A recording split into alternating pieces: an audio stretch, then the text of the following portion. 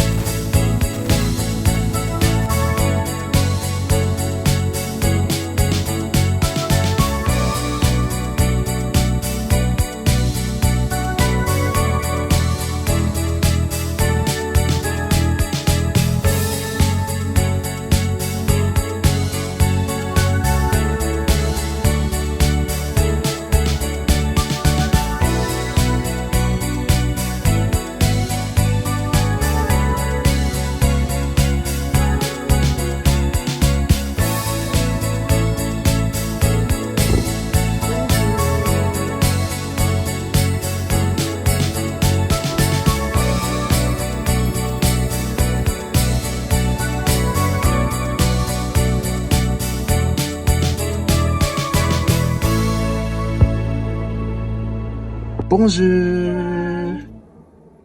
Tout le monde, je m'appelle Hasbi. Je m'appelle Nabi. Je m'appelle Monica. Je m'appelle Lydia. Halo guys, welcome back di video kita kali ini. Hari ini kita lagi ada di museum. Ada yang bisa nebak gak? Yap, betul banget. Kunjungan rahasia kita kali ini ada di Museum Pranger Bandung. Mungkin kalian mikir, museum ini kan sempit, isinya sejarah kopi doang palingan. Ngebosenin banget gak sih? Eits, padahal enggak loh, museum ini lebih daripada itu. Soalnya, kalau kita tarik benang merahnya, or red string, sejarah di sini bakalan nyambung sampai ke Revolusi Prancis. Jauh banget gak sih dari Bandung ke Paris tuh kan jaraknya 11 km. Tapi sejarahnya bisa ketemu di titik yang sama. Nah iya, karena sejarah tuh kayak kaset rusak berulang terus. Makanya kita bakal bahas gimana Museum Pranger ini nyambung ke Revolusi Prancis, kolonialisme, dan bahkan gedung Warren Huis the First. Yap, betul banget. Kita bakalan lihat benang merah sejarah dari 3 abad ke belakang. Dan ini ngebuktiin kalau sejarah itu emang selalu berulang. Tapi sebelum kita mulai, gafrol dong kalau kita gak bahas sejarah museum atau Hotel Preanger itu sendiri.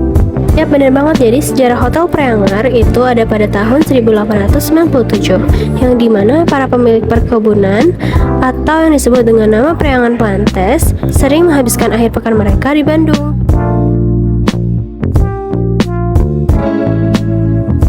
Kebutuhan utama mereka ini sudah disediakan oleh sebuah toko yang berada di Groot Postwerk atau yang sekarang disebut sebagai Jalan Asia Afrika. Pada suatu ketika, toko tersebut mengalami kebangkrutan dan tidak lama dari itu, toko tersebut dibeli dan diambil alih oleh orang kaya yang berasal dari Belanda bernama W.H.C. van Deterkom. Yang pada akhirnya, toko tersebut diubah menjadi hotel dengan nama Hotel Dem. Lalu diganti lagi menjadi Hotel Preanger hingga pada tahun 1920 diganti kembali dengan nama Grand Hotel Preanger. 9 tahun kemudian, pada tahun 1929, Grand Hotel Preanger direnovasi dan didesain ulang oleh Chapel Wolf Schoonmaker dan dibantu oleh Insinyur Soekarno sebagai muridnya dengan bangunan bergaya Art Deco, yang dimana sebelumnya bangunan tersebut bergaya Indische Empire. Hingga akhirnya gaya bangunan tersebut menjadi kebanggaan kota Bandung, yaitu bergaya Art Deco. Pada tahun 1955, hotel ini dipercaya untuk dijadikan sebagai tempat penginapan para kepala negara termasuk Insinyur Soekarno, yang dimana pada saat itu kota Bandung merupakan tuan rumah dari penyelenggaraan konferensi tingkat tinggi Asia Afrika.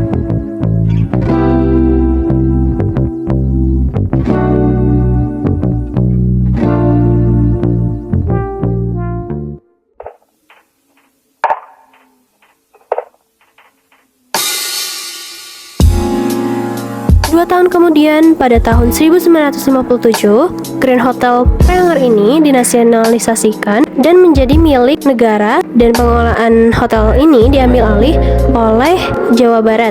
Di tahun 1988, Grand Hotel Preanger diadakan penambahan kapasitas jumlah kamar dan fasilitas hotel yang berkelanjutan hingga pada tahun 2010 hingga 2013. Walaupun adanya banyak perubahan dari bangunan-bangunan dan fasilitas hotel, hotel ini tetap dipertahankan dengan ornamen Art Deco agar ciri khasnya tidak hilang dan menjadi maskot kota Bandung.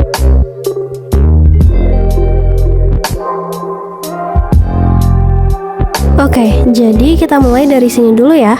Revolusi Prancis tahun 1789 itu terjadi karena rakyat sudah muak sama ketimpangan sosial. Kaum bangsawan dan raja hidup mewah, sementara rakyat kelaparan.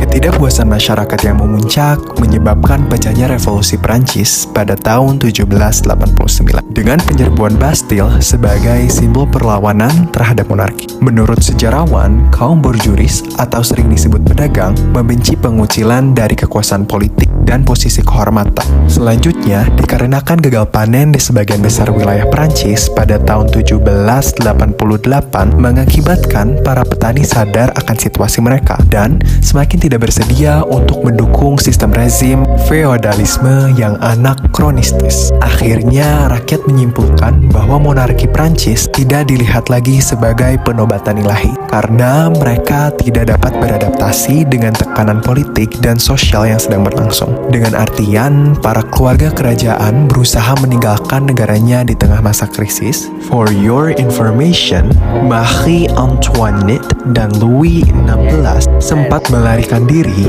dari Paris pada 20 Juni 1791. Tetapi pasukan revolusioner menangkap keduanya di Varennes. Akhirnya, Raja Louis XVI dieksekusi pada tanggal 21 Januari 1793. Ia dieksekusi dengan giltin atas tuduhan ketidakinginannya menyerahkan kekuasaan kerajaan kepada pemerintah revolusioner revolusioner. Selang 9 bulan setelah kematian suaminya, Marie Antoinette dieksekusi pada 16 Oktober 1793 atas tuduhan pengeluaran negara yang tidak bijaksana. Terus muncul ide baru seperti liberté, égalité, dan fraternité yang artinya kebebasan, kesetaraan, dan persaudaraan. Ini yang jadi pemicu perubahan besar, bukan cuma di Prancis, tapi juga di seluruh dunia. Salah satu akibatnya yaitu Prancis mengalami kekacauan politik dan akhirnya Napoleon Bonaparte naik ke tampuk kekuasaan. Nah ini mulai nyambung ke Hindia, Belanda. Kenapa? Karena waktu Napoleon berkuasa, Belanda kan lagi dalam kondisi kacau. Tahun 1810, Belanda bahkan sempat dihapus dari peta dan jadi bagian dari Kekaisaran Perancis. Tapi setelah Napoleon kalah di pertempuran Waterloo pada tahun 1815, Belanda akhirnya bisa berdiri lagi sebagai negara sendiri.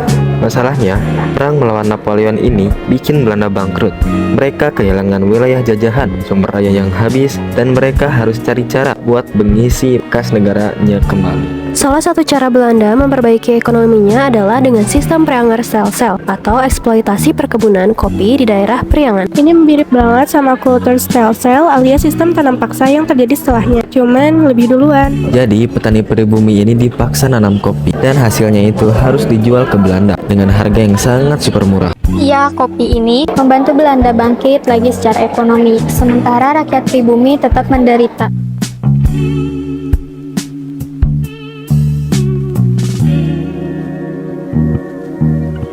Nah, di Bandung ada salah satu bangunan yang mencerminkan zaman kolonial, yaitu Warenhuis de Vries.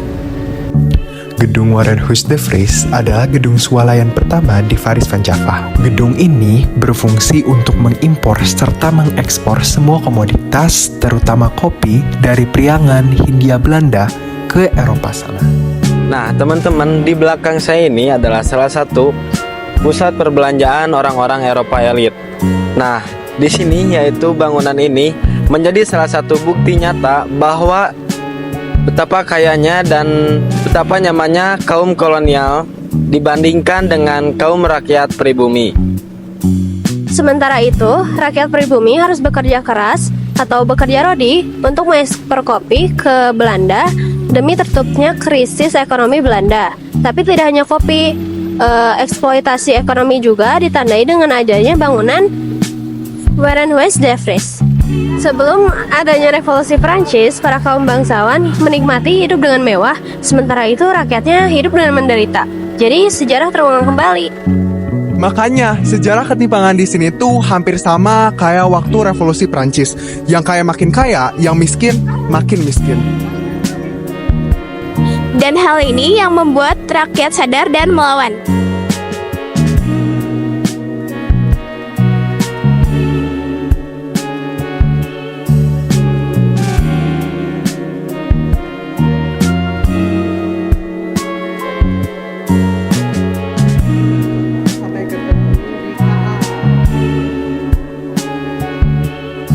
Berabad-abad gagasan revolusi Prancis soal kebersamaan, kesetaudaraan, dan kesetaraan akhirnya sampai juga ke Indonesia.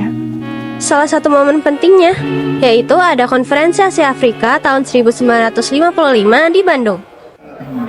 Di sini, negara-negara yang pernah dijajah berkumpul untuk menentang kolonialisme. Selanjutnya kita bakal ngajak kalian nonton teaser dari film The Birth of Bandung Spirit.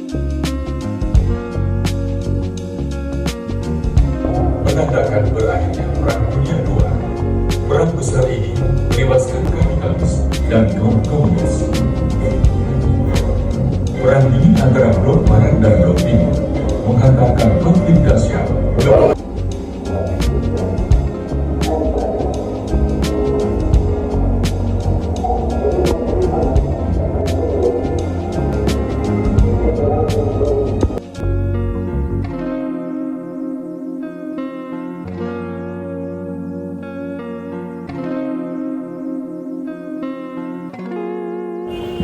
Nilai Fraternité dari gagasan revolusi Prancis dilanjutkan di sini. Negara-negara seperti di Asia dan Afrika bersatu untuk melawan penjajahan dan memperjuangkan kemerdekaan.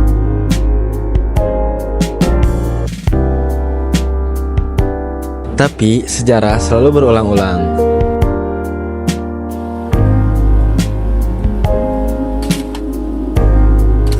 Dulu orang-orang pribumi dipaksa bekerja untuk Belanda. Sekarang, banyak negara berkembang yang masih dipaksa tunduk pada ekonomi global yang dikendalikan negara maju. Dulu, revolusi Perancis menumbangkan raja dan bangsawan, tapi kesenjangan ekonomi masih tetap ada. Sekarang kita lihat kesenjangan sosial masih terus terjadi. Dan kalau kita nggak belajar dari sejarah, Red string itu bakal terus terjalin.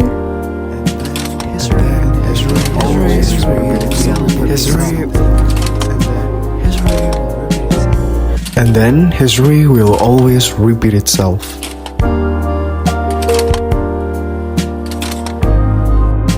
Jadi kalian setuju gak kalau sejarah selalu berulang? Kalau kita bisa putus rantainya. Pilihannya ada di kita. Jangan lupa subscribe ya. Merci buku. Sampai jumpa di video selanjutnya.